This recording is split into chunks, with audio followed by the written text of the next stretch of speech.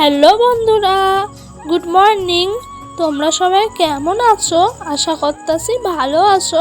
তোমাদের আশীর্বাদ আর ভালোবাসায় আমরাও মোটামুটি ভালোই আছি। তো কাল ভোর থেকে আমার অনেক কষ্ট হচ্ছিল জানো, একটু পেটের গন্ডগোল হয়েছে। তো ফুড পয়জন হয়ে গেছে, মানে উল্টো পাল্টা কদিন ধরে কিছু খাবার খাওয়া হয়েছে, সেই কারণে। তো আজকে সকালের আর বাসি কাজবাজ দেখানোর কোনো মুড ছিল না আমার, এত শরীর খারাপ করছিল। তো এখানে থানকুনি পাতা তুলতে চলে এসেছি। আমাদের বাড়িতে অনেক থানকুনি পাতা হয়েছে জানো তো। তো থানকুনি পাতা খেলে না পেট খুব তাড়াতাড়ি ভালো হয়ে যায়। তোমরা যারা জানো না তারা এটা ট্রাই করো। তোমাদের আশেপাশে হলে পেট খারাপ, তাহলে 3টে থানকুনি পাতা তুলবা, ভালো করে ধুয়ে পরিষ্কার করে জলে ধুয়ে নেবে, দিয়ে একটু লবণ দিয়ে খেয়ে নেবে চিবিয়ে, তারপর ছিপড়াটা থাকলে ফেলে দেবে। তাহলে দেখবে খুব তাড়াতাড়ি পেট পরিষ্কার হয়ে যায়। তো তোমাদের সঙ্গে কথা বলতে বলতে আমি দেখো পাপানকে ঘুম থেকে তুলিয়ে মুখ চোখ ধুইয়ে নিয়ে ব্রাশ করিয়ে 2টো বিস্কুট জলে ডুবিয়ে ওকে খাওয়াতে লাগলাম। কারণ সকালবেলা আমার শাশুড়ি মা একটু আজকে সব কিছু করছে, উনি বাসি কাজবাজ আমি সেরেছি, কিন্তু তারপর চাটা করা উনিই করেছে। কারণ এত শরীর খারাপ করছিল, উনি বলছে তোমাকে আর করতে হবে না, বসো আমি করছি। তো ওনার একটু দেরি হবে বলে আমি তাড়াতাড়ি করে ছেলেকে 2টো বিস্কুট নিয়ে জলে ভিজিয়ে খাইয়ে দিলাম জানো তো। তো তারপরে শরীরটা একটু ভালো লাগলো। তো আজকে আমি অনেক দিন ধরে ভেবে রেখেছি আমার এই টিনের রান্নাঘরটা একটু পরিষ্কার করব। অনেক দিন ধরেই অনেক নোংরা হয়েছিল। তো সেই কথা মতোই চলে এসেছি। শরীরটা একটু সাথ দিয়েছে বলেই, কিন্তু একটু সুস্থ লেগেছে বলেই চলে এলাম। তো এই যে চলে এসেছি টিনের ঘরে, সব কৌটোগুলো নামালাম, নামিয়ে ঝাড়ু দিয়ে ভালো করে ঝাড় দিচ্ছিলাম। আর ডোডোর পাপা বলছিল তুমি এগুলো পরিষ্কার করছো কতদিন থাকবে বলো? যে যতদিন থাকবে ততদিনকার জন্যই আমি অন্তত পরিষ্কার তো করে রাখি, আমার এই টিনের ঘরটাকে একটু সুন্দর করে স্বর্গ বানিয়ে তো রাখি। গরিবের এই টিনের ঘরই অনেক কিছু। তো দেখো আমার ঝাড়ু দেওয়া হয়ে গেছে। তারপর কৌটোগুলো আস্তে আস্তে মুছে নিয়েছিলাম। তারপর যেখানে যা কৌটো কাউটা আছে সব সেখান মতোই আমি রেখে দিচ্ছিলাম জানো তো। তো আমার না অপরিষ্কার থাকলে একটুও ভালো লাগে না, পরিষ্কার পরিচ্ছন্ন থাকবে তাহলেই দেখতে অনেক ভালো লাগে। তো ডোডোর বাবা আমার সঙ্গে কথা বলেই যাচ্ছে, আমি তাকে একটু হেসে দিলাম।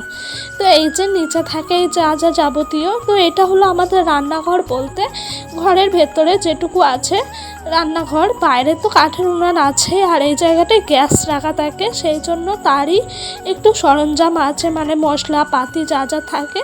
তো গ্যাসটাও একটু ধুলো পড়ে গেল, আমি ঝাড়ু দিচ্ছিলাম তো সেই কারণে। তো সব কিছু নামিয়ে গ্যাসটা ভালো করে মুছে নিচ্ছি। আর আমাদের গ্যাসে তো রান্না হয় না, সেই কারণে গ্যাসের ওভেনগুলো মানে ওই যে ঝিকগুলো আছে রোজ মুছিও না জানো তো, রান্না হয় না আবার মুছে কি হবে তাই না।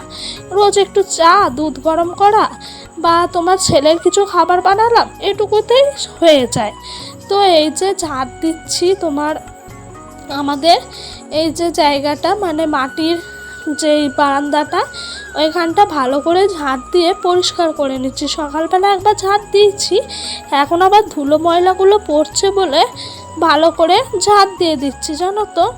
তো এই দেখো তারপর আমার শাশুড়ি মা একটু ওআরএস জলগুলো দিল, এতবার পেট খারাপ হয়েছে, এত শরীর খারাপ লাগছে সেই কারণে। তো ডোডোকে দিয়ে আমি আজকে আর ওকে সামলাতে পারছিলাম না বলে ওর এই গাড়িটার মধ্যে বসিয়ে দিয়েছিলাম, সেই জামাই ষষ্ঠীর দিন কিনে এনেছিলাম না। তো এই দেখো আমার হাতে ফোন দেখে ডোডো কানে হাত দিয়ে হেলা হেলা করছে। ও তো এখনও স্পষ্টভাবে বলতে পারে না, চেষ্টা করে জানো তো।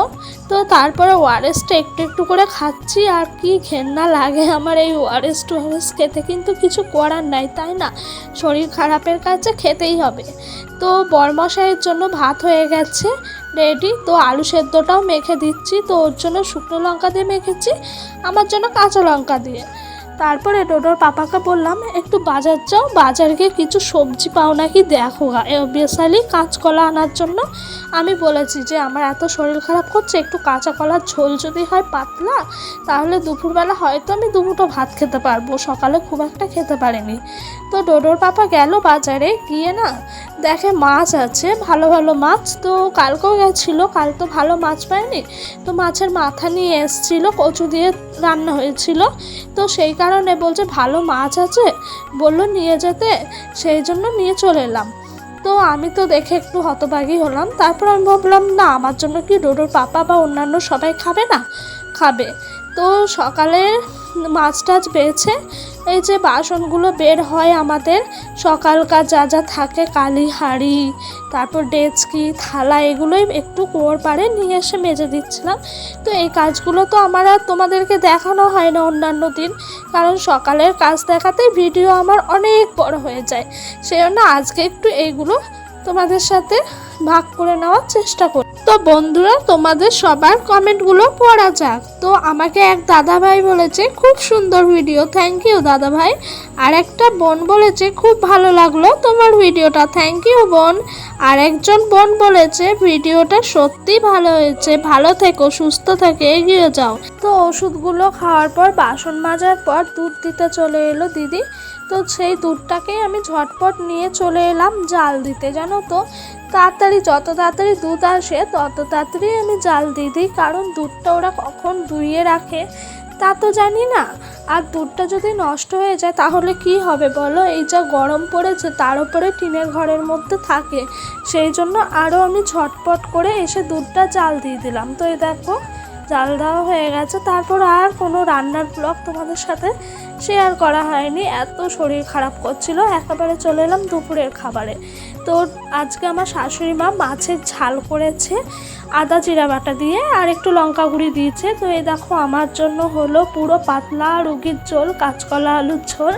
তো এটা কিন্তু খেতে দারুণ লেগেছে, আমার খুব টেস্ট